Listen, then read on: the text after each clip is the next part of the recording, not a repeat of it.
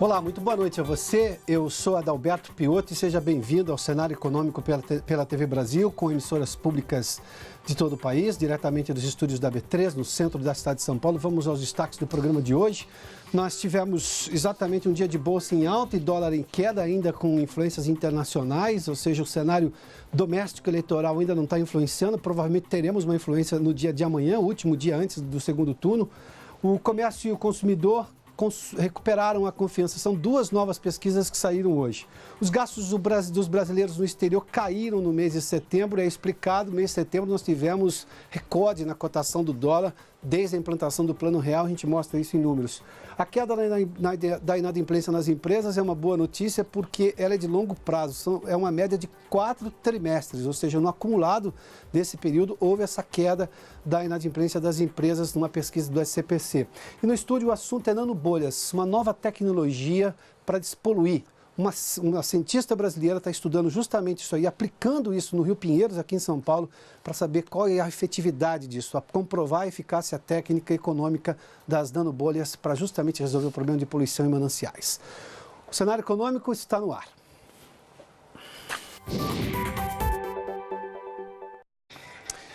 O Ibovespa se recuperou de parte das perdas de ontem. O dólar chegou a ser vendido a menos de R$ 3,70 hoje, onde chegou bem mais alto que isso. Vamos dar uma olhadinha aqui. O Ibovespa, 84.083 pontos, uma alta de 1,23% hoje. Vamos lá, levando-se em conta que ontem teve queda importante. As ações da Petrobras, pegando aqui o kit eleições das estatais, alta de 2,49%. Se a gente olhar a segunda estatal aqui, a Eletrobras, hoje também uma alta de 2,69%, ambas se recuperando, e também o Banco do Brasil com uma alta de 2,56%. Essas empresas ontem tiveram queda, hoje se recuperaram justamente com essa situação. Daqui a pouco eu falo dessa empresa brasileira que hoje abriu capital na Nasdaq, mas vamos lá só para o dólar comercial. A R$ 3,70 hoje, chegou a R$ 3,68, a cotação de antes de ontem. Ontem subiu bastante, hoje caiu e se recuperou, mas a gente tem, na verdade, aqui uma queda de 1,15% se comparado ao valor de ontem. Vamos dar uma olhadinha aqui para falar um pouco sobre essas ações da Stone. A empresa brasileira Stone, de maquininhas de cobrança, essas que você coloca o cartão quando vai no comércio ali, nós temos hoje muito mais o uso do dinheiro de plástico. Essa era a expressão que se usava lá atrás, quando começou a surgir o cartão, ou pelo menos quando começou a se popularizar o uso do cartão, seja o cartão de crédito, o cartão de débito, ou agora nós temos inclusive a modalidade pré-pago. Como sempre, a abertura de capital na Bolsa foi marcada pela festa dos controladores e funcionários. A Stone atende mais de 200 mil comerciantes e é comandada pelos fundadores André Street e Eduardo Pontes. Portanto, a empresa brasileira Stone teve hoje o capital aberto na Bolsa Americana de Tecnologia, de Empresas de Tecnologia, a Nasdaq. Vamos dar uma olhadinha como é que fecharam as ações da Stone, exatamente com essa abertura de capital. Está aqui a 29, uma alta de quase 30%, 29,38% a R$ 31,05 a ação. Isso na Nasdaq nos Estados Unidos. Para você ter uma ideia, nessa operação de abertura de capital foram ofertadas 50.720.000 ações. A captação inicial foi de 1,220 bilhão. O valor da empresa hoje, o valor de mercado da empresa hoje, é bem alto, chega a 6 bilhões de dólares justamente depois da abertura do capital da empresa. Na verdade, o valor de mercado da empresa alcançou hoje o valor de quase 9 bilhões de dólares. Eu tinha falado 6, não, é quase 9 bilhões de dólares. E o Brasil tem 3 das 100 fintechs mais inovadoras do mundo, segundo um estudo internacional da KPMG e também da H2 Ventures. A empresa de cartões Nubank, o roxinho, que a gente já falou aqui várias vezes, o portal de finanças pessoais Guia Bolso e o site de empréstimos pessoais Geru. Os Estados Unidos lideram essa lista com 18 empresas. O Brasil está lá com 3 empresas mais inovadoras no setor financeiro. As fintechs chegaram para ficar e justamente para fazer uma concorrência olhando muito para o lado do consumidor frente às grandes empresas, sobretudo os grandes bancos, ou seja, ofertando cartão sem anuidade, ofertando cartão pré-pago com valor muito mais baixo, ofertando, por exemplo, financiamentos, como é o caso do Geru, ou seja, a juros muito mais baixos do que os cobrados pelos bancos, coisa que a gente fala com frequência aqui no cenário econômico. E o dólar alto de setembro provocou uma queda de 30% dos gastos dos brasileiros no exterior. Os dados foram divulgados hoje pelo Banco Central. Vamos lá para dar uma olhadinha nesses números que eles chamam a atenção. Eu já falei do dólar aqui, vamos lá. Em setembro de 2018, agora, foram gastos pelos brasileiros no exterior, é a conta viagem, né? Está aqui, ó, 1 bilhão 180 milhões de dólares.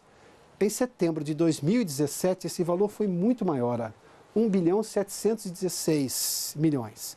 Ou seja, se eu fizer essa conta, dá 30% de queda do valor em relação ao mesmo mês do ano passado, porque daí a gente aproveita a questão da sazonalidade. Não tem sazonalidade. Setembro é igual a setembro, o que muda, evidentemente, é o ano, que dá uma ideia de como as coisas ficaram. Isso tudo tem uma explicação, mas antes, vamos lá. A conta de viagens internacionais, os brasileiros no exterior gastaram esse valor, repetindo o número, 1 bilhão 189 milhões de dólares. Os estrangeiros no Brasil. O Brasil ainda é um problema, é um país com grande potencial de turismo, mas que ainda atrai muito pouco turista no mundo. Vamos lá. Para você ter uma ideia, no mesmo mês de setembro, os estrangeiros deixaram aqui apenas 373 milhões de dólares em comparação com os brasileiros deixaram lá fora. O déficit, portanto, nessa medida aqui é de 816 milhões de dólares, a diferença justamente do primeiro para o segundo. Agora, por que os brasileiros gastaram menos no exterior? Vamos lembrar exatamente o mês de setembro, como é que foi a cotação do dólar, porque, obviamente, essa é a principal resposta. Dia 13, na quinta-feira, foi uma quinta-feira lá de setembro, o dólar chegou a esse valor. R$ 4,00 fechou esse valor, R$ 4,19. Foi o maior valor desde a criação do Plano Real. Só para você ter uma ideia, isso aqui é o dólar comercial, esse que a gente anuncia e informa diariamente. O dólar turismo, por exemplo, que é quando você vai numa casa de câmbio comprar o turismo, o dólar para poder viajar, ou mesmo que você gasta, por exemplo, no cartão de crédito lá, e depois você vai pagar aqui, é esse dólar que você usa, é esse dólar que você vai ser cobrado, o dólar turismo. R$ 4,42 nessa mesma data era esse valor que o dólar era vendido. O pré-pago, por exemplo, que é aquele cartão pré-pago, era mais caro ainda, de 4,65 centavos. E o câmbio médio, agora falando do dólar comercial, chegou a 4,12 no mês todo de setembro, o que dá uma ideia ao porquê que os brasileiros gastaram menos no mês de setembro. Bom, vamos falar da inadimplência das empresas, que teve um recuo importante no acumulado de 4 trimestres. A Vanessa Casalino está em São Paulo e nos informa. Vanessa, boa noite. Oi, Piotr, boa noite para você, boa noite a todos. A queda foi de 13% no acumulado em 4 trimestres, como você disse. O índice é do SCPC Brasil, mede a inadimplência das empresas em todo o país e inclui cheques devolvidos, títulos protestados e registros de débitos computados na base do Serviço Central de Proteção ao Crédito. Em relação ao mesmo trimestre de 2017, julho, agosto e setembro, o recuo foi de 2,2% e no acumulado do ano, 14%. Contra o segundo trimestre de 2018, a queda foi de 1,8%. De acordo com o Serviço Central de Proteção ao Crédito, os resultados do terceiro trimestre deste ano indicam continuidade dos baixos níveis de inadimplência das empresas, uma tendência que teve início em 2017. Lá, o principal problema era a restrição do crédito, mas esse cenário foi mudando e diminuindo a inadimplência por causa de uma gradual melhora na economia. Ainda segundo o SCPC, com essa melhora, as empresas tiveram um aumento nas receitas, reforçado por uma inflação menor e por juros em queda, que ajudaram a reduzir o número de contas em atraso, Piotr.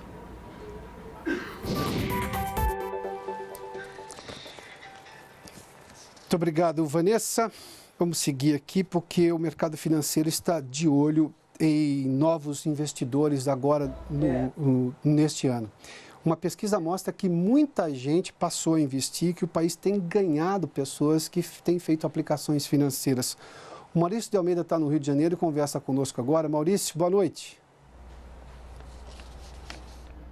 Olá, Piotr, boa noite. Essa pesquisa realizada pela Ambima, Associação Brasileira das Entidades dos Mercados Financeiros de Capitais, mostrou que até o fim desse ano, cerca de 6.200.000 pessoas devem fazer algum tipo de investimento pela primeira vez aqui no Brasil.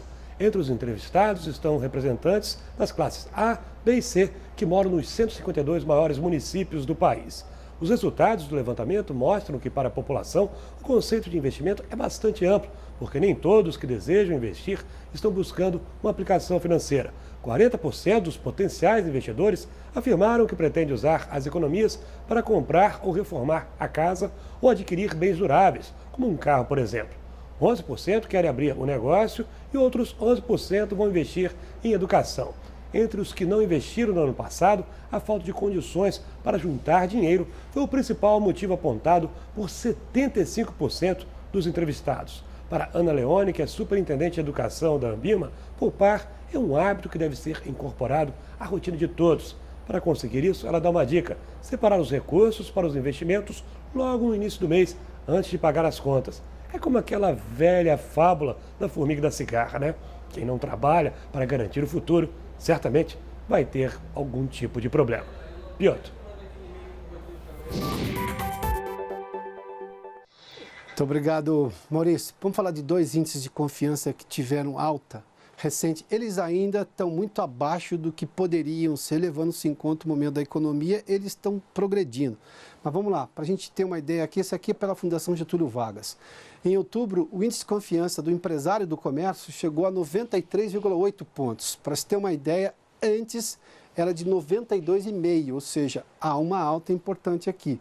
Subiu em 11 dos 13 segmentos pesquisados. A situação atual, ou seja, aquela coisa de fazer uma média, na perspectiva do momento, ou seja, no olhar do momento da economia, a confiança do comércio está em 82,2 pontos. Quando se pergunta, bom, e qual a sua expectativa em relação ao seu negócio? Sobe para 97,1 pontos, é o que sempre a gente vê. A expectativa, normalmente, desde o ano passado, a expectativa é sempre melhor do que a percepção atual da economia. Vamos falar sobre uma outra pesquisa agora do consumidor. Essa foi divulgada hoje. Ontem nós divulgamos pela Fundação Getúlio Vargas, mas hoje é pela Associação Comercial de São Paulo.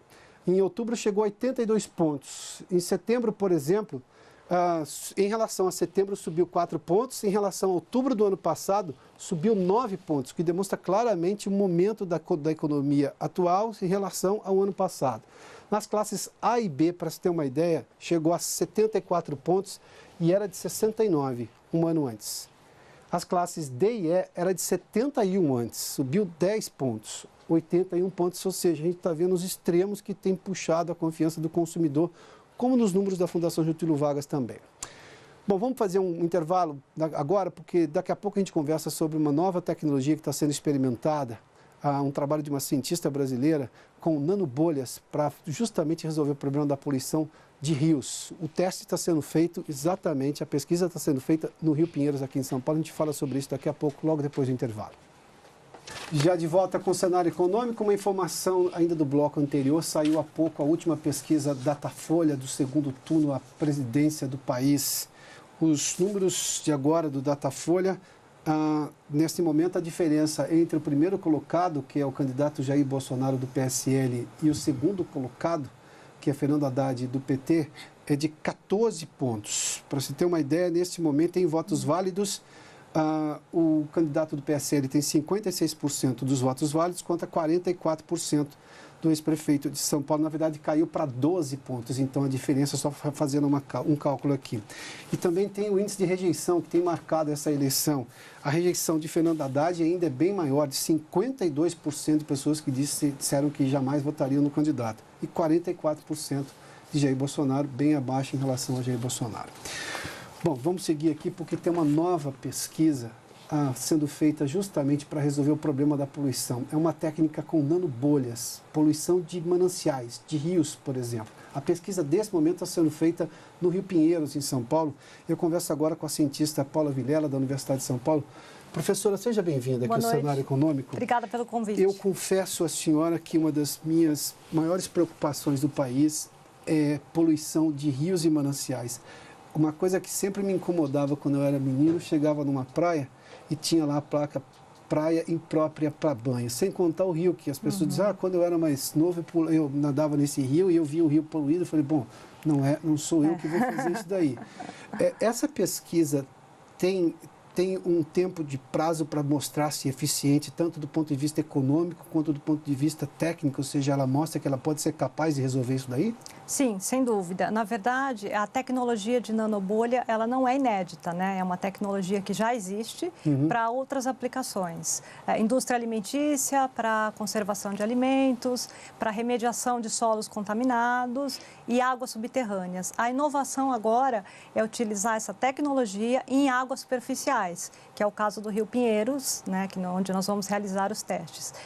O que acontece hoje com o Rio Pinheiros e o Tietê e os demais rios de São Paulo é uma contaminação grande por esgotos domésticos, né? E nós fizemos alguns testes preliminares em abril de 2017 com essa tecnologia e os primeiros resultados foram muito impressionantes, né? Nós tivemos uma remoção de cor e odor quase que instantânea e demais parâmetros que nós vamos verificar agora, né, num período de tempo maior, também houve uma grande remoção. Então, essa pesquisa que nós estamos iniciando agora, numa escala maior, ela terá uma duração de 14 meses, né? Sendo que 12 meses nós estaremos com a tecnologia in situ, ou seja, no rio mesmo, e avaliando parâmetros semanalmente para observar o que está acontecendo do ponto de vista científico, né?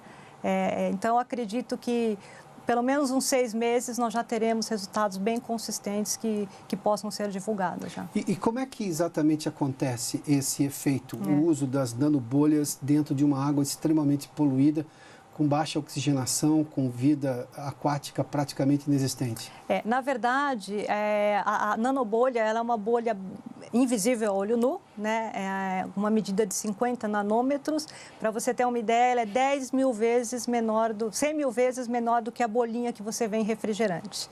Né? Então, ela é, na verdade, um veículo condutor de gás. Dentro da nanobolha, você pode ter oxigênio, pode ter ar e pode ter ozônio. Nós vamos testar, a princípio, com oxigênio e depois com ozônio, que também é um gás oxidante, desinfetante, que usamos em tratamentos convencionais de esgotos. Então, essa nanobolha, ela tem uma velocidade muito lenta no corpo hídrico e ela se mantém, como ela tem muitos íons, ela tem uma grande energia, ela explode. Né? Só que isso você não vê a olho nu, né? E por ser carregada com muitos íons, as bactérias se aproximam dela, se ligam e aí as bactérias não conseguem mais ter mobilidade nem se alimentam e elas morrem e a matéria orgânica ela é destruída dessa forma. Então a surpresa, né, para todos é que não gera nenhum resíduo. Porque... Eu ia lhe perguntar justamente sobre os resíduos. Primeiro que não adicionamos nenhum produto químico. A tecnologia em si, a própria cinética das bolhas é que faz com que ocorra a destruição da matéria orgânica, da poluição, né? E não existe realmente formação de lodo, que é o que acontece no tratamento convencional de esgotos, né? Porque como ocorre uma implosão, não se forma resíduo, né? A não ser que fique algumas coisas, metais, físico-químicos, eles podem sedimentar, mas a matéria orgânica, que hoje é a maior poluição dos rios, ela é destruída imediatamente. Doutora, me permita compreender um outro aspecto. Hoje, se eu pego a água do esgoto, por exemplo, e vai para uma empresa de despoluição, justamente até para usar essa água, eu tenho aquelas piscinas, alguma coisa desse gênero. A água está ali parada, obviamente ela é movimentada por razões técnicas, mas eu tenho ali parado. O rio está em movimento. Como é que eu coloco nanobolhas? Como é que é esse processo? Ela segue o curso do rio, na velocidade do rio, dependendo se ele é caudaloso ou não? Na verdade, a sua pergunta é muito boa, porque nos testes nós vamos posicionar um sistema de bombeamento, vamos bombear essa água para um canal externo, são canais existentes ao lado do Rio Pinheiros, que tem as mesmas condições hidráulicas do rio, para que a gente possa simular, né, todas as questões. Aí essa água ela vai passar pelo gerador de nanobolhas e vai ser lançada num outro canal ao lado. Então, nós vamos ter a qualidade da água antes do sistema e depois.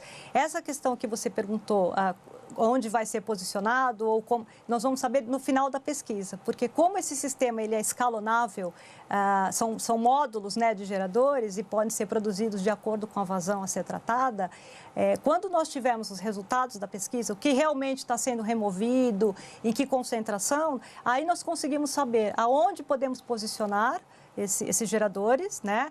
Porque a nanobolha, na verdade, ela é injetada ali dentro, no meio hídrico, e aí ocorre todo o processo físico, na verdade, natural, né?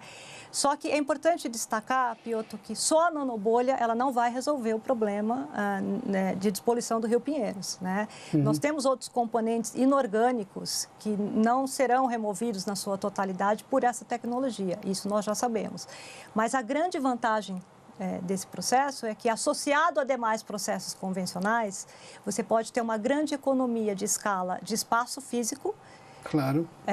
Uma extração em tratamento ocupa espaço físico Exatamente. Seria uma extração posterior muito menor, muito mais compacta, com redução do consumo de energia e não utilização de produtos químicos, além de não geração de lodo, né, de resíduo. A senhora falou que alguns compostos não serão diluídos. O que são exatamente esses compostos? Então, nos primeiros testes, nós não avaliamos todos os parâmetros, né? Foram apenas testes preliminares para ver se seguiríamos ou não com a pesquisa, né? Alguns componentes, como fósforo, por exemplo, não foi removido do sistema. E fósforo, normalmente, ele é difícil mesmo de remover e isso é feito com tratamento físico-químico, normalmente com precipitação. Então, nesse caso agora, como nós vamos observar por um ano, né? Então, são 2 períodos, úmido e estiagem, né? Porque no período úmido os esgotos ficam mais diluídos por conta das chuvas e na estiagem eles ficam mais concentrados. Então, no final desse período, nós vamos entender se realmente não remove o fósforo, no caso, e se precisaria de um tratamento complementar ou se alguma coisa vai ser removida. Mas eu acredito, isso é a minha opinião pessoal, que provavelmente alguns compostos não serão removidos. Mas mesmo assim, nós já teremos uma qualidade de água, do ponto de vista organoléptico, né, que é cor e odor, muito melhor do que nós temos hoje. Isso é que o nosso objetivo não é apenas a questão estética, né? Claro. Seria o bombeamento do Pinheiros para a represa Billings, para aumentar a disponibilidade hídrica, tanto para a geração de energia na usina Henry Borda em Cubatão, quanto para abastecimento humano, né? Então, hoje toda essa vazão do Pinheiros ela não pode ser utilizada. Não se usa uma gota de água nem do Tietê nem do Pinheiros para uma cidade como essa. Exatamente, são 50 metros cúbicos por segundo. Só que nós só podemos bombear essa água se ela atingir uma classificação semelhante à que temos na Billings.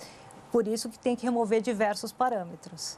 Agora, do ponto de vista estético, só a nanobolha, imediatamente, ela resolve o problema. A gente vai ter, esses dias eu peguei o trem ali, que tem uma linha do trem que passa ali, que por sinal é bonita, porque tem todo um serviço de ajardinamento e tem um rio, e um rio sempre é algo bonito. Mas o cheiro que se tem lá, o odor que se tem ali do lado das estações é surreal. Isso de imediato, exatamente. E isso é por conta do esgoto, né? Claro.